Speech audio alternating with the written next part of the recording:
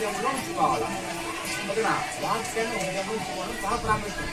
మనలో ఒకటో స్టేజ్లో ఏం కాదు, మూడవది ఏంటంటే హృదయంలో వాక్యం చేయకపోతే మనం పడిపోతాం. ఖచ్చితంగా పాపంలోకి పడిపోవడానికి అవసరం ఉండాలి. కాబట్టి ప్రాముఖ్యమైనది ఏంటంటే మన హృదయంలో వాక్యము ఉండాలి. ఏమంటున్నావు అక్కడ వాక్యం నీ యొద్దను నీ నోటను ఉన్నది ఉండాలని లేదు, ఉన్నది. ఎప్పుడైతే మనం దేవుని అనుసరించామో అప్పుడే వాక్యము మన హృదయంలో ఉంది. వాక్యము ఉంది అంటే మీ వాక్యం ఎవరు?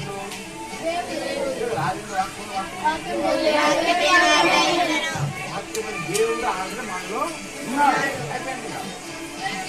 వాక్యాన్ని అందుకు పరిస్థితి దేవుడు మనం దుఃఖపడుతుంది. అయిపోయిందా?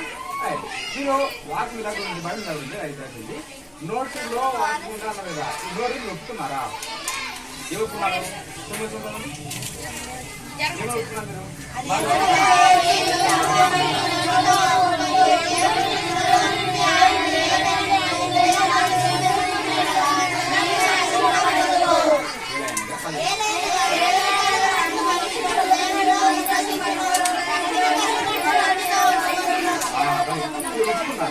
యేసుక్రీస్తు ప్రభువు అని చెప్పుకున్నారు నోటితోటి.